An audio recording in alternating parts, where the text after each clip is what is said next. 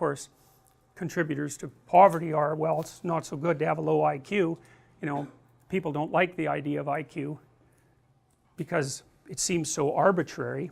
You know, you have a high IQ, well, it's not like you deserve it exactly. You're set up that way pretty much right from the beginning. It's very, very, very, very stable.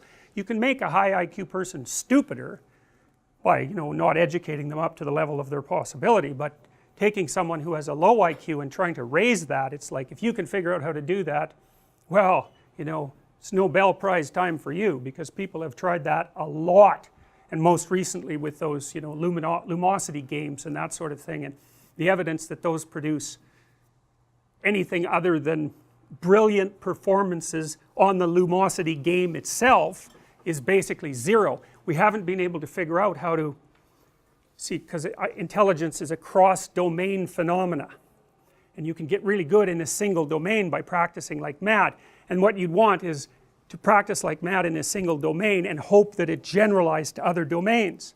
That's the holy grail of intelligence increase. It's like, no one's done it. People claim it, but the claims never hold up, and people have been trying for a long time to do it, and they haven't been able to do it.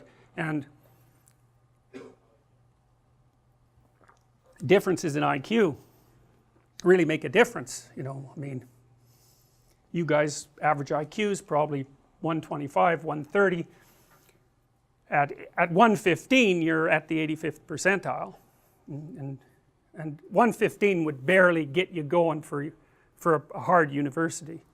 130 you're probably graduate school material. You know, 145 you're up there at the range where you can probably do pretty much whatever you want, although as you get smarter the scatter between your abilities increases, so you might have a very high verbal IQ but not be so good at mathematics, or the other way around. But it's a massive contributor to lifetime success, and I don't know what to do about that. I mean, why do smart people make more money? Well, they get to where the edge of production is faster. So if you have 1,000 people and you rank order them by IQ, the smart people are going to come up with the new ideas first, and they're going to have more ideas, and they're going to strategize better. And you know, with an IQ of 90, which is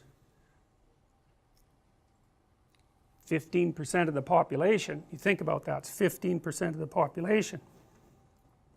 That's pretty much the threshold for reading instructions and being able to follow them. So, you know, and our society is increasingly sophisticated, so it's by no means obvious. You know, the liberals think, well, this society is unfair because there's unemployment, and the conservatives think, well, there's a job for everyone, but none of them think, well, there are massive, massive, massive differences in people's ability, far greater than anyone realizes, and that poses a structural problem.